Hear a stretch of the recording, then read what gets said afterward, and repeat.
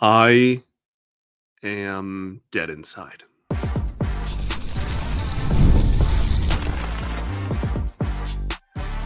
You are Locked On Tigers, your daily Detroit Tigers podcast. Part of the Locked On Podcast Network, your team every day. What is up, everybody? Welcome back to another edition of Locked On Tigers. I'm, of course, your host, Scott Bentley. Today is Monday, September 22nd, 2025. Thank you so much for making Locked On Tigers your first listen. Every single day, we are free and available wherever you get your podcasts, including YouTube, part of the Locked On Podcast Network, your team every single day. Today's episode is brought to you by 5 Hour Energy. Enough with the boring, flavorless caffeine. It's time to give your caffeine a flavor upgrade with 5 Hour Energy shots. Go to www.5hourenergy.com or Amazon today. You know, the good news about today, Monday, as you listen to this, is that the Tigers can't hurt you today. They can't. Go enjoy your Monday. Go enjoy it. Go, crush that 9 a.m. Monday meeting. 9 is even like lucky for some of us out there, okay? Go just crush your 6 a.m. on a Monday morning assignment, all right? Have a great day, and do not watch or think about a lick of Major League Baseball. Unfortunately for, I guess, this situation, I'm talking about you at your jobs. My job is, in fact, to literally talk about and think about this team. So that's what we're going to do. Swept by the Braves at home to end home baseball games, to end Comerica Park baseball in the regular season, maybe the season period. They lose 10-1 on Friday, 6-5 on Saturday, and 6-2. Some garbage time runs there on Sunday. Tigers fall to 85-71 on the season. The Braves improve to 73-83 on the season. First thought, I'm so glad you asked. These were must-win games. You got swept. It was your final homestand of the year. 6 games, and you lost all 6, actually. And the team was outscored by a whopping 22-8 in this series. And that is, even that very lopsided number is even saved marginally by game 2, where you put up 5 runs. Game 1 and 3, you were outscored 16-3. Thank goodness the Minnesota Twins did anything and beat the Cleveland Guardians on Sunday to snap their 11-game win streak. The Tigers are actively on a 6-game losing streak and are now 1-9 in the team's last 10 games. And now we enter this Monday off day with just a 1-game lead in the American League Central with 6 games to play. And I'm recording this before the Sunday Night Baseball game. I mean, depending on what Houston does, you may only have a 1-game lead on the third and final wild card spot. You may only have a 1-game better record than the last team in the postseason picture.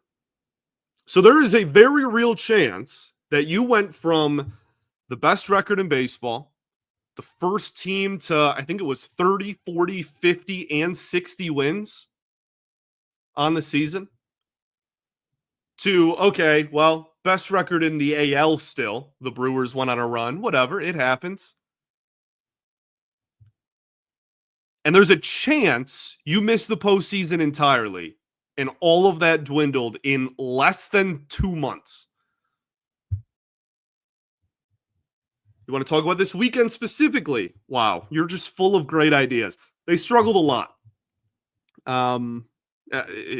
Captain Obvious statement. Really struggled. And I think the most demoralizing part is that every single facet of the game was really bad at some point this weekend. The starting pitching was absolutely atrocious in game one. The back end of your bullpen that has been rock solid, very trustworthy up to this point, completely implodes in game two. And then the offense was just putrid in game three. To be fair, the offense was putrid really all weekend, game one included. Nothing is going right. Everything is falling apart, and they have completely spiraled out of control. And now with 6 games remaining, you have a 1-game lead in the Central with 3 games left against Cleveland at Cleveland. So what went wrong this weekend? Wow, just such an insightful question from you yet again. Give yourself a pat on the back. Let's start with RISP, our favorite stat here. I believe they end 3 for 17 with RISP in this series. And that's including I want to say it was 2 for 12 on Sunday alone. There was a half inning on Sunday where the Detroit Tigers had 2 men on, nobody out, and had Kerry Carpenter, Riley Greene, Spencer Torkelson. 2 men on, no out, and your 3 best hitters are due up. Carpenter out in front of just anything that wasn't a fastball the whole at bat. Got out in front of a changeup. Led to nothing. Riley Greene goes up 2-1 in the count. So now it's 2 men on, 1 out. Riley Greene up, and he's ahead in the count. Sure enough, 2 pitches later, he's walking back to the dugout with a strikeout after a curveball that bounces in the dirt. And then Torkelson has one of the worst at-bats of the season in which he stares at 2 meatball sliders, 83 middle sliders that literally could not have been more down the middle. Both of them. That's how the at-bat starts. So he's in an 0-2 count after spitting on 2 83-mile-an-hour pitches down the middle. And then on the 3rd strike, swings out a slider low and outside. It might have been a strike anyway. Doesn't matter. It was low and away. 3-pitch strikeout. Just the most uncompetitive at-bats you will see at the major league level with runners in scoring position in must-win games. We're getting to a mind-boggling point, really, with everything. Okay, obviously. This is like a historic collapse if they finish the job. But there is a non-zero chance that Torkelson, Greene, and Carpenter all end up with an OPS in the 700s. All of them. All of their OPSs are like 805, 807, 803. Which would give the Tigers 0 even remotely qualified hitters with an OPS above 800. Jahmai Jones is like in the 900s, but he's not even going to be close to a qualified hitter. Riley Greene had a strikeout against Joey Wentz on Saturday that, honestly, I know I just bashed Torkelson. Choose your fighter. Like, he had a strikeout against Joey Wentz that was ended, okay? He only had 1 strike against him. It ended with 2 consecutive, back-to-back, mid-90-mile-an-hour fastballs right down the middle. Both of them. I actually think if you measured like every side of the strikeout box, you could not have physically placed the ball any more right down the middle. Joey Wentz fastballs just gets completely inside and under both of them. Swings through both, strike three. Awesome stuff. Okay, well, this is off to a roaring start. Let's keep talking. I have so much more that went wrong this weekend, as you can imagine. We'll talk about that right after this. First, I'm going to talk to you about our friends over at Zippix. This episode is brought to you by Zippix Toothpicks. Whether you're looking for nicotine satisfaction or an energy boost, Zippix has you covered with their nicotine caffeine-infused toothpicks. For nicotine users, Zippix provides a discreet way to satisfy cravings and hand-to-mouth habit while vaping or smoking. Zippix can be helpful and is a great tool to reduce your independence on vaping. It's available in 6 great flavors with 2 milligram and 3 milligram nicotine options. And if you need energy without the crash, their caffeine toothpicks are a game changer as well. They send all of the hosts the caffeine toothpicks, and they are my favorite things ever right now. My roommate and I are both going through them like crazy. They're flavored, they taste great, and they give you kind of that nice pick-me-up that you may need throughout the day as well. So go to zippixtoothpicks.com and use code LOCKEDON for 10% off of your first order. Must be 21 or older to order. Warning, nicotine is an addictive chemical. That's zippixtoothpicks.com. Promo code LOCKEDON. Zip more, smoke less with Zippix Toothpicks. Also got to talk to y'all again about our friends over at 5 Hour Energy.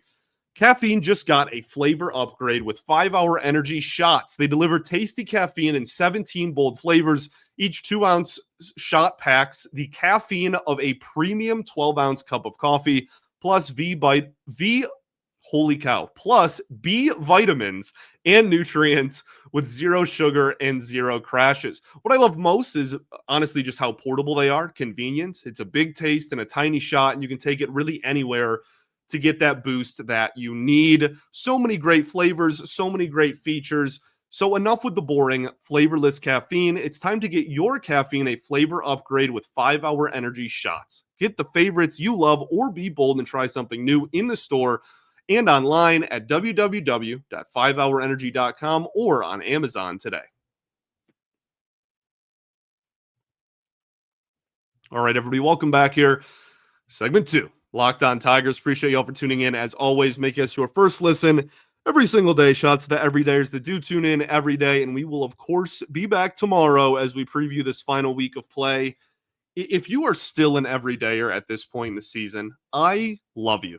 Okay? I mean, even if you've ever clicked on my show once in, the 4 years that I've been doing this now, I love and appreciate you greatly, more than you'll ever know. Even if you watch me every morning and can't stand me and hate the show and think I'm an idiot. Just by showing up here after the nonsense that we have seen over the last month, and especially, today, after this weekend, you are an absolute trooper, and I appreciate you more than you'll ever know. Okay? I will not appreciate this weekend of baseball very much, and I'm glad it's over. Wincio Perez, we're just hopping right back into things that went wrong, apparently. Wincio Perez continues to slide. He now has an OPS of about 745 on the season. And I think he only has like 1 hit in his last 15 or 20 at-bats. He's just skidding very hard as well. The offense is, as we've said a lot, there's not too much else to say. They're allergic to making, big hits, big plays, big anything. It is truly mind-boggling how in the first half of the season, it felt like they just kept coming through time and time again, over and over and over. And now over the last month and a half, it's the exact opposite. And they are just incapable of, if I said it last week, if there's any men on base with 2 outs in the inning, that run is not scoring. I would bet my life savings on it every single time at the present moment. All, $12 to my name. Pitching was not much better. Charlie Morton rocked. I don't even want to break it down. He got absolutely rocked, and it's over. We'll talk about that a little bit more, the move itself. at the end of the show, but Charlie Morton was cut, for those who are unaware. So yeah, that's really all I have to say about it. I don't even want to like bother with breaking it down. His ERA was over 7 as a Tiger, and he's gone now. We don't have to worry about or talk about what he could tweak or improve. It's he's not a part of the organization anymore. Casey Mize, 3 runs and 5 2/3. Not the worst outing in the world. Certainly was the best non-Scooble start of recent memory for most of these guys. And then Montero, 3 runs and 3 innings. It was a bullpen day. You're just kind of trying to limp to the finish line there. So, I mean, yeah, like starting pitching wasn't good. That's not a good ERA. Starting pitching combined. Montero and Mize combined for 6 runs in 7 2/3, 8 2/3 innings. Not great. And then Morton did what Morton did. It's been a problem for months now. It's not new. The production outside of Tarek Skubal has been absolutely brutal across the board. And that has not only affected the starting pitching, or been a conversation point rather, throughout the starting pitching, it's also been a disaster in the bullpen. Chris Paddock continues to be a mess. Paul Sewald makes his Tigers debut this weekend and just gets popped, dude. Like nothing is going right. Nothing at all. Sewald gives up a home run, 2 hits, 2 runs, 1 walk, and a strikeout in his first outing. Then comes in again on Sunday.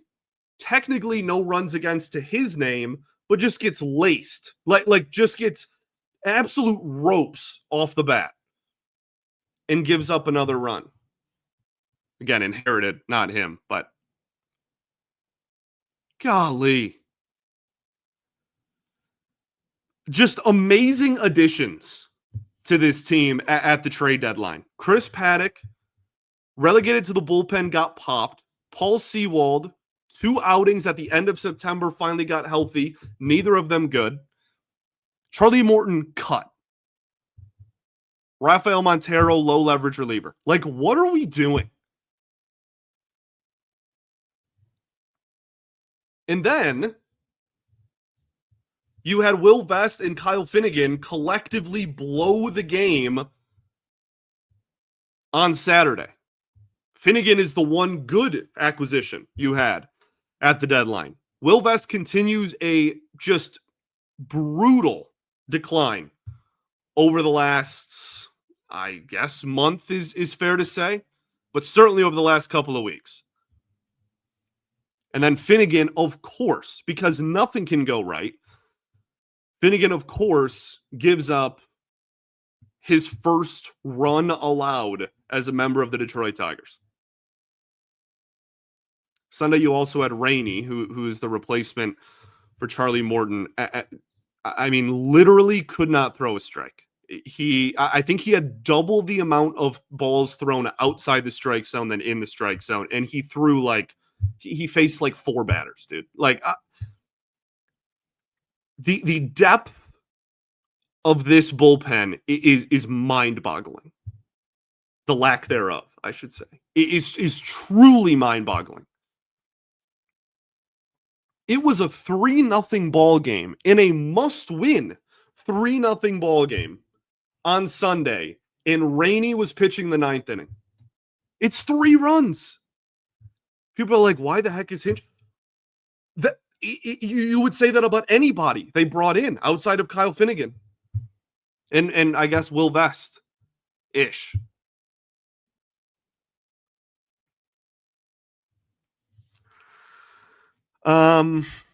Okay, that's really all I want to talk about with what went wrong. What went right? Just so many things. It was such a great weekend.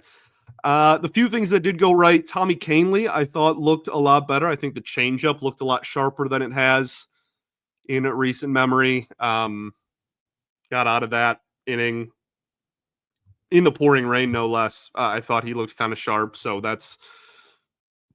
is that something? I don't know. Tyler Holton, I think, continues to look a lot better as of late as well. That's going to be an important piece if you want any chance of getting into the postseason.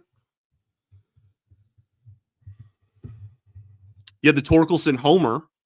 He had 4 of just brutal at-bats, completely uncompetitive at-bats on Sunday, almost like he was legitimately guessing or just sitting on one pitch and then not getting it.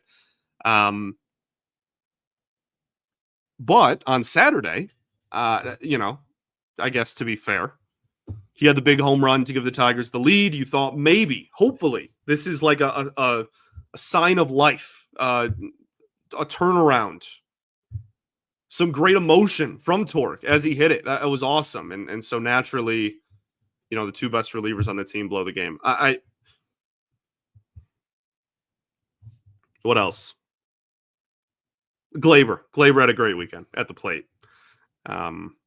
Really the only guy that I think consistently from Friday through Sunday had good at-bats all weekend, was on base a lot. So tip of the cap to him. He'll be gone in, 3 weeks. Woof. I know this is super positive and uplifting, but as I say all the time, I am a fan first and foremost, and I'm very frustrated. Very frustrated and having a hard time, I don't know, dodging that emotion, like not letting that just kind of pour out. Okay. We have some more great news as Morton gets cut, and so that's one of your trade deadline acquisitions, and then Colt Keith gets hurt and will be out for the rest of the regular season because, of course. So we will talk about all those things and stuff right after this. First, though, got to talk to you about our friends over at Nutrafol. You've probably seen a million ads for hair growth products and thought, sure, that actually works. There are so many products out there, it's hard to know which ones are actually going to do anything. That's why you should give Nutrafol a closer look. Nutrafol is the #1 dermatologist-recommended growth supplement brand, trusted by over 1.5 million people. And it's not just hype. This is a supplement clinically tested that targets the root causes of thinning and shedding with a proactive approach. There's so many great features: less shedding, healthier looking hair, thicker, fuller. It is truly the best. So see thicker, stronger hair with less shedding in just 3 to 6 months with Nutrafol. For a limited time, Nutrafol is offering Locked On MLB listeners $10 off of your first month subscription and free shipping when you go to Nutrafol.com and enter promo code LOCKEDONMLB. That's Nutrafol.com, promo code LOCKEDONMLB. And lastly, got to talk to you about our friends over at Monarch Money. Most people can't name all their financial accounts or even what they're worth, whether it's 401ks, properties, or investments. And when you don't have the full picture, you can end up leaving money on the table. That's why there's Monarch Money. It's an all-in-one personal finance tool that helps bring your entire financial life together in one clean, easy-to-use interface on your laptop or phone. Monarch is built for people with busy lives, so if you've ever put off organizing your finances, Monarch is for you. Monarch does the heavy lifting for you.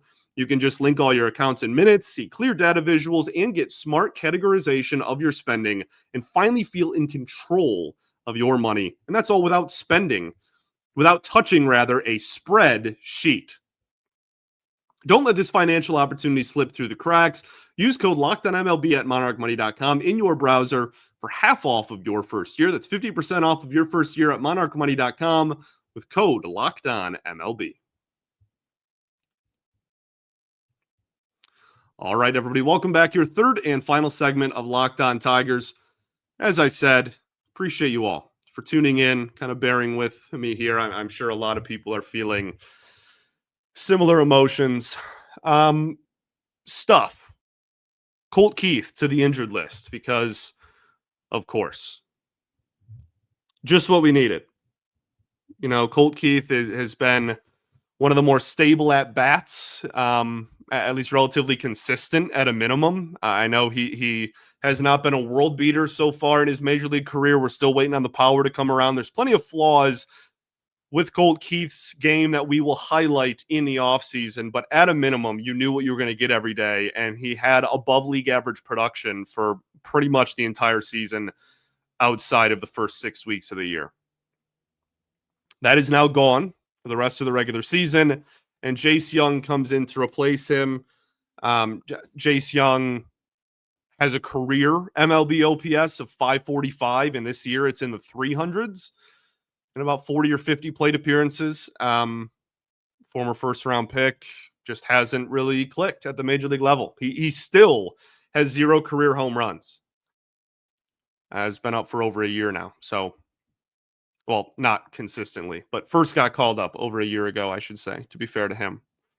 But that's a huge downgrade in terms of offensive production. So we'll see what happens. Brutal timing. And then, yeah, as we mentioned earlier, Charlie Morton designated for assignment. Tanner Rainey called up. I see this news break and people are like, oh, finally, or like, oh my goodness, a sliver of hope, or like, thank goodness, maybe, they'll I'm not trying to be a Debbie Downer here. Okay. I'm really not. This does not change really anything. He had one more scheduled start. And Tanner Rainey is like a depth arm at best. He has a hard time finding the strike zone. This doesn't change too much. This was a massive failure of a second half, a massive failure of a trade deadline, and it was a massive failure of an individual trade bringing in Charlie Morton in the first place. He had an ERA over 7 with Detroit, and I think it's fair to say probably did more harm for the team than good. Like, probably actively contributed to losses more so over the course of his Tigers tenure than wins. And they're just now cutting him after he's already done all that damage. Like, that doesn't mean anything to me. We were talking about him being in the playoff rotation like 3 or 4 weeks ago. At the deadline, he was what? The second best, pick third, maybe? Best player you acquired? Like, what a joke, man. So, yeah, like, I'm glad that they're not going to send him out there in his last start of the year, and it's going to probably be a bullpen game or some sort of patchwork situation, and I think that gives you a better chance to win. So I'm glad that for that one game, they're not just going to keep banging their head against the wall, but they already did. He already overstayed his welcome. Like, very little has changed with this announcement. Very little, if anything. They still have to actually win games. And Charlie Morton was going to play one more time. Okay.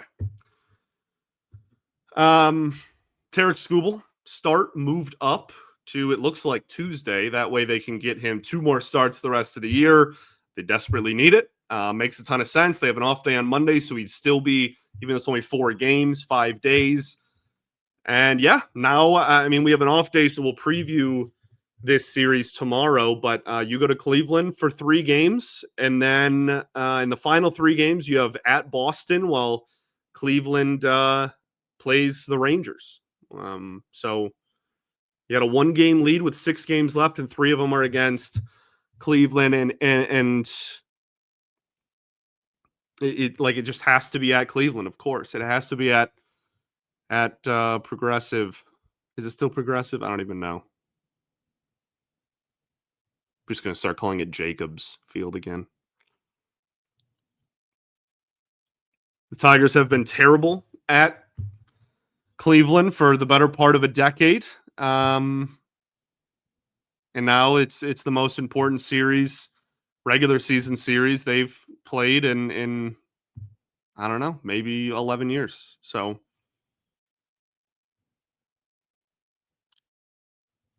okay. I don't think I have too much else to say. Like I said, I don't want to be the reason you like listen to something on your way to work in the morning and then have a terrible day. Okay. So I really do like not want to be just like the mopey grouch, like, oh, everything is rain and dark clouds and not, but I don't know how else to like sugarcoat this. I don't know how to sugarcoat it, period. I don't know how else to like what angle to take here. This is a complete disaster. and they are on the brink of history. This is not just like, oh, they blew a big lead. That happens all the time. We are legitimately talking about, if they miss the postseason entirely, one of the biggest postseason collapses in the history of Major League Baseball. There is no other way to go about this in my head than to just point out how brutally awful this has been. Hopefully it changes. Hopefully they make the playoffs. But even if they do, and I think this is the most demoralizing part to me, is even if they do make the postseason, we are now, as a fan base, almost more rooting for just not having that like history attached to the team's name than we even are the fact that they could do something in the postseason. Nobody has faith that this team, it would get past the first round based on how they've played lately. Nobody.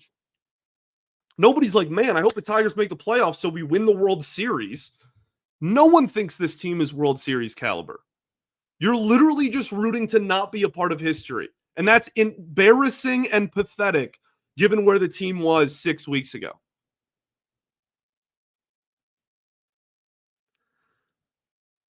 Okay, say something nice. Wow,